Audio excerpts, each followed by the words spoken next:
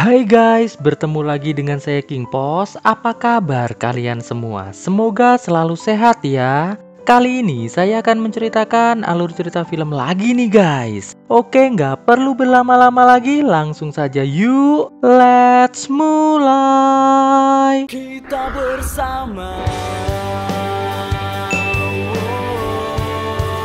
Suatu hari, terlihat seorang pria bernama John Smith sedang masuk ke sebuah tempat hiburan milik suku Indian. Di tempat tersebut, ia mendaftar untuk mengikuti sebuah kontes mirip Elvis Presley. Namun dalam kontes tersebut, si John kalah. Tapi walaupun kalah, ia mendapatkan kenalan seorang wanita yang sangat menyukai aksi John di panggung kontes tersebut. Alhasil, setelah acara selesai, John pun mulai mengeluarkan gombalan-gombalan terbaiknya untuk menaklukkan wanita tersebut. Bahkan, di sela-sela obrolannya, John pun sudah sempat membayangkan ia sedang olahraga cocok tanam bersama wanita tersebut. Di sela-sela obrolan, tanpa sepengetahuan John, wanita yang bernama Nani tersebut perlahan mengambil dompet milik John dan segera pamitan karena ada kesibukan lain. Melihat Nani pergi, John pun terlihat sangat kecewa dan juga sangat sakne tentunya. Kasihan si John, dicopet malah. John yang akhirnya tahu bahwa dompetnya telah hilang, merasa masih sangat beruntung. Dikarenakan ia ternyata tidak menaruh uangnya di dalam dompet, melainkan di celana dalamnya. Waduh, pinter ternyata si John.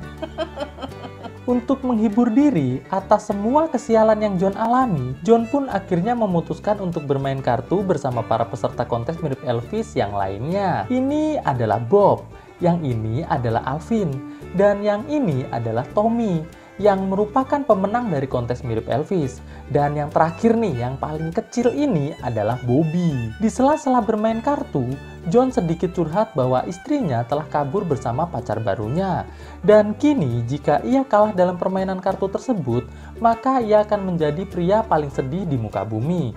Tom yang mendengar hal tersebut lantas mengatakan bahwa di bar ini, sang pemilik bar yang bernama Chief memiliki sebuah topeng keramat dari suku Indian yang merupakan suku nenek moyang Chief yang bernilai $1 juta. Mendengar hal tersebut, John pun hanya terdiam saja. Singkat cerita, saat pagi tiba, terlihat John baru terbangun dari tidurnya. Tidak selang berapa lama, anak buah dari pemilik bar tersebut langsung membawa John menuju ke ruang interogasi. Di ruang tersebut, John langsung dihajar sembari diberi pertanyaan, di manakah topeng keramat milik Chief berada? John yang yakin pasti salah satu dari teman bermain kartunya semalam yang telah mencurinya, lantas mengatakan bahwa salah satu peserta kontes lah yang telah mencurinya. Manajer bar yang bernama Jerry pun mulai bertanya, siapa nama lengkap si John? John pun menjawab bahwa nama lengkapnya adalah John Smith. Tidak selang berapa lama, muncullah Chief yang merupakan pemilik topeng sekaligus pemilik bar tersebut. Chief sambil membawa sebuah kertas yang berisikan alamat lengkap dari seluruh peserta kontes mirip Elvis, menyuruh dua anak buahnya untuk segera mencari para peserta mirip Elvis tersebut. Namun sebelumnya, mereka berdua harus membunuh terlebih dahulu si John di sebuah lapangan yang luas. Alhasil, John pun langsung dibawa menuju mobilnya dan dimasukkan ke dalam bagasi mobil. Tidak selang berapa lama, tidak tahu bagaimana kisahnya, dua orang suruhan Chief tersebut telah tewas di dalam mobil John dengan kepala yang terheadshot. John yang merasa tidak ada kehidupan di luar bagasi mobilnya, lantas berusaha keluar dari bagasi tersebut. Setelah berhasil keluar, John yang melihat dua orang suruhan Chief tersebut telah tewas, lantas mengambil alamat rumah para peserta mirip Elvis tersebut dan segera pergi dari tempat tersebut. Di tempat lain, tepatnya di sebuah bandara, terlihat Alvin menuju ke toilet untuk pipis santuy sejenak. Namun tidak selang berapa lama, datang seorang wanita cantik yang bernama Jenny menanyakan tentang keberadaan topeng keramat tersebut. Alvin yang menjawab tidak tahu, langsung di-headshot oleh Jenny sampai tewas. Setelah Alvin tewas, Jenny pun mulai menggeledah tas Alvin dan benar saja, ternyata topeng keramat tersebut tidak ada di dalam tas Alvin. Lalu, Jenny pun mengeluarkan dompet milik John dan melemparkan kartu yang bertuliskan nama John ke tubuh Alvin. Di sini akhirnya kita tahu, sepertinya Jenny ini ingin memfitnah John agar polisi terus mengejar John dan tidak mengejarnya atas terbunuhnya Alvin. Tapi, dari mana ya Jenny mendapatkan dompet si John? Penasaran? Mari kita lanjut dulu guys. Sesampainya John di sebuah apartemen milik salah satu peserta yang bernama Tommy, ia pun lantas masuk ke dalam rumah tersebut. John yang sangat kelelahan karena telah berjalan kaki sejauh 100 km, berniat untuk istirahat sejenak di sebuah sofa yang ada di apartemen tersebut. Tidak selang berapa lama, John dikejutkan dengan datangnya seorang wanita bernama Nana, yang mengatakan bahwa dirinya adalah tetangga baru John. Setelah sedikit berbincang-bincang, Nana pun lantas keluar dari tempat tersebut. Dan John pun kembali beristirahat. Namun saat John baru saja tertidur, tiba-tiba ia dikejutkan dengan suara Nana yang berteriak meminta tolong. John pun langsung bergegas keluar dari ruangan tersebut. Dan terlihat Nana sedang disandera oleh seorang pria bernama Jojo. Nana yang melihat ada John muncul, langsung menggigit tangan Jojo. John yang melihat Jojo kesakitan, langsung menyerang Jojo sampai pingsan. Setelah itu, tiba-tiba muncul seorang koboi. Koboi tersebut langsung bertanya pada John, di manakah topeng keramat tersebut berada. John yang tidak bisa menjawab, memutuskan untuk lari dari tempat tersebut. Setelah John dan Nana berhasil kabur dari si koboi, tiba-tiba muncul Bobby sambil membawa senjata menanyakan di manakah topeng keramat tersebut berada. Saat John ingin menjawab tidak tahu, tiba-tiba muncul seorang sheriff yang seketika membuat Bobby menyembunyikan senjatanya. Dan hal tersebut dimanfaatkan oleh John dan juga Nana untuk pergi dari tempat tersebut. Di bandara, terlihat ada dua orang sheriff yang berhasil menemukan tubuh Alvin. Sheriff tersebut juga menemukan sebuah kartu yang bertuliskan nama John Smith. Alhasil, dua orang sheriff tersebut mulai fokus untuk mengejar John Smith. Di tempat lain, John dan Nana yang telah berhasil menemukan alamat rumah dari Bob langsung memutuskan untuk masuk ke dalam rumah. Namun saat John dan Nana baru masuk ke dalam rumah, tiba-tiba dari belakang Bob muncul dan langsung bertanya, di manakah topeng keramat tersebut berada? John pun menjawab bahwa ia tidak tahu. Mendengar hal tersebut, Bob lantas mengatakan bahwa tidak mungkin John tidak tahu, dikarenakan Bob telah mendapatkan informasi dari salah satu temannya yang berada di kepolisian bahwa Alvin telah dibunuh oleh John. Mendengar hal tersebut, John pun mengatakan bahwa bukan ia yang telah membunuh Alvin. Bob yang sudah sangat kesal karena tidak mendapatkan jawaban dari John, langsung menyerang John dan Nana sampai tumbang. Tidak selang berapa lama, Bob yang hendak kembali menyerang John tiba-tiba tewas dengan kapak yang menempel di punggungnya. Dan muncullah Jimbo, seorang suku Indian lainnya yang juga langsung bertanya pada John, di manakah topeng milik sukunya berada. John yang tetap mengatakan tidak tahu, sontak membuat Jimbo sangat marah. Namun saat Jimbo hendak menyerang John, tiba-tiba Nana langsung menyerang Jimbo dari belakang sampai tumbang. Setelah Jimbo tumbang, John dan Nana pun langsung bergegas meninggalkan tempat tersebut. Di tengah perjalanan, John kembali bertemu dengan si koboi bersama dengan Jojo. Di sana, si koboi mengatakan bahwa ia telah membunuh dua orang suku Indian sekaligus. Jadi, ia pasti tidak akan ragu-ragu jika harus membunuh John saat ini juga. Sampai di sini, akhirnya kita tahu bahwa si koboi lah yang telah membunuh dua orang yang ditugaskan untuk membunuh John di awal kisah tadi. Si koboi pun lantas menyuruh John untuk segera masuk ke dalam mobil yang ada di pinggir jalan tersebut. Dan setelah John masuk, John dan Nana nampak cukup terkejut. Ternyata yang ada di dalam mobil tersebut adalah Rancher yang merupakan musuh bebuyutan suku Indian. Di dalam mobil tersebut, Rancher pun mengatakan bahwa semua peserta kontes mirip Elvis adalah suruhannya. Namun, ia tidak mengetahui ada peserta lain yang ikut dan mengacaukan rencananya, yaitu John. Rancher pun mengatakan bahwa jika John tidak mencuri topeng keramat tersebut, sudah dapat dipastikan Rancher sudah mendapatkan topeng tersebut dari para peserta suruhannya. Rancher pun mulai menceritakan tentang sejarah topeng tersebut. Jadi, topeng tersebut dipercaya mampu membawa keberuntungan. Suatu hari ada seorang peneliti bersama anak dan istrinya sedang meneliti topeng tersebut. Namun tiba-tiba datang beberapa suku Indian yang langsung membunuh peneliti tersebut dan menyisakan satu orang pelayan dari para peneliti tersebut. Dikarenakan pelayan tersebut merupakan suku asli India dan kisah tersebut sudah terjadi 30 tahun yang lalu. Mendengar hal tersebut, John pun mengatakan bahwa ia tidak mencuri topeng tersebut. Namun ia sangat yakin bahwa pencurinya pasti adalah Tommy. Dikarenakan hanya Tommy sajalah yang belum bertemu dengan dirinya selama ini. Mendengar hal tersebut, Rancher pun mengatakan bahwa bagaimanapun caranya, John harus memberikan topeng tersebut kepada dirinya. Karena kalau tidak, John akan segera ia tewaskan sore ini juga. Setelah mengatakan hal tersebut, Rancher pun lantas menurunkan John dan Nana dari mobilnya. Di tempat lain, tepatnya di tengah padang yang sangat panas, terlihat Tommy sangat kelelahan dan kehausan. Dikarenakan mobil Tommy ternyata mogok kehabisan bensin. Saat John dan Nana masuk ke apartemen Tommy, terlihat Bobby yang sudah ada di dalam ruangan tersebut kembali mengarahkan senjatanya ke arah John, sembari menanyakan kembali di mana topeng keramat tersebut berada. Namun tidak selang berapa lama mereka berdebat,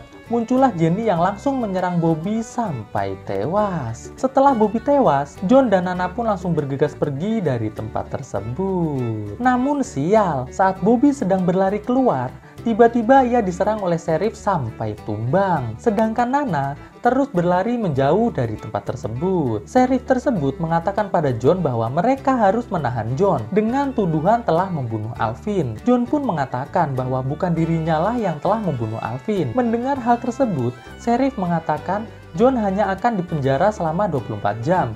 Dan jika selama 24 jam, pihak kepolisian tidak bisa menemukan barang bukti yang kuat, maka John akan segera dilepaskan dengan hormat sepenuh jiwa. Di penjara, John kembali bertemu dengan wanita yang pernah mengambil dompetnya. Wanita tersebut bernama Tina. John yang kecewa dengan Tina, langsung beranjak tidur dan mengabaikan kata-kata rayuan dari wanita yang bernama Tina tersebut. Pagi harinya, sheriff mengatakan pada John bahwa John sudah boleh keluar dari penjara, dikarenakan Nana telah memberikan uang jaminan kepada para sheriff tersebut. Terlihat, Tina mulai sedikit merayu sheriff agar bisa dibebaskan juga.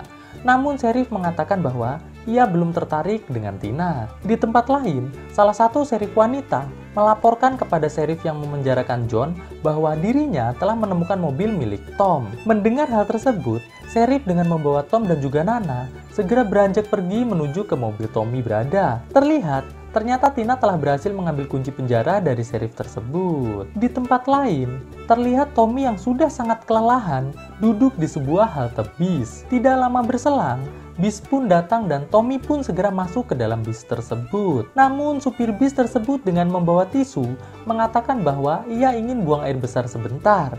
Tidak selang berapa lama, Jenny datang dan langsung masuk ke dalam bis tersebut. Dengan sangat santai, Jenny mulai menyerang Tommy sampai tewas. Setelah itu, Jenny pun langsung membuka tas Tommy dan segera membawa tas tersebut pergi. Namun Jenny yang mendengar supir bis tersebut menghubungi Chief dan juga Rancher, dengan sangat santai langsung menyerang supir bis tersebut sampai tewas. Sesampainya sheriff, Nana dan juga John di tempat yang diinfokan, mereka langsung berhadapan dengan sang koboi dan juga Jojo.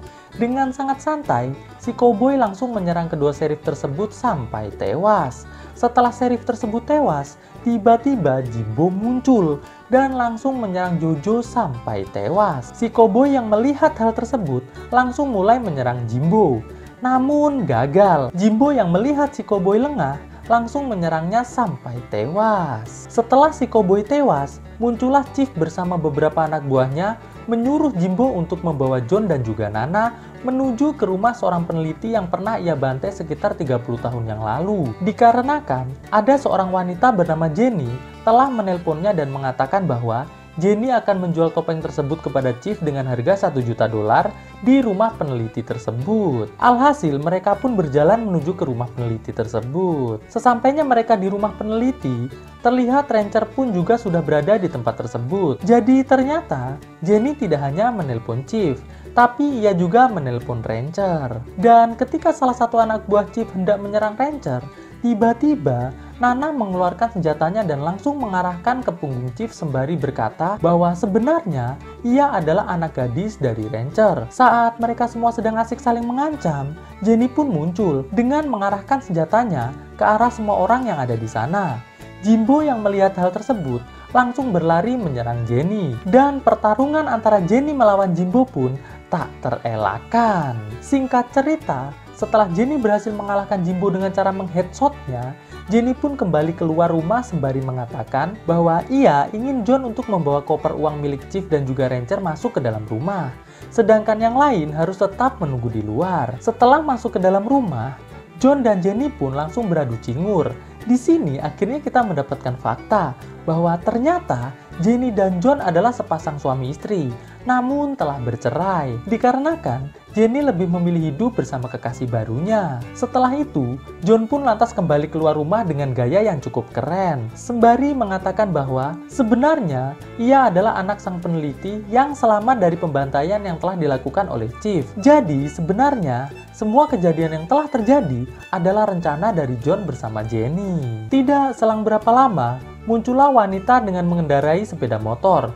Dan itu ternyata adalah Tina. Mengetahui Tina telah datang, sambil membawa koper, Jenny pun keluar dari rumah tersebut sembari mengatakan pada John bahwa Tina adalah kekasihnya. Mendengar hal tersebut, John pun terlihat sangat terkejut. Chief pun lantas bertanya pada Jenny, "Di manakah topengnya?"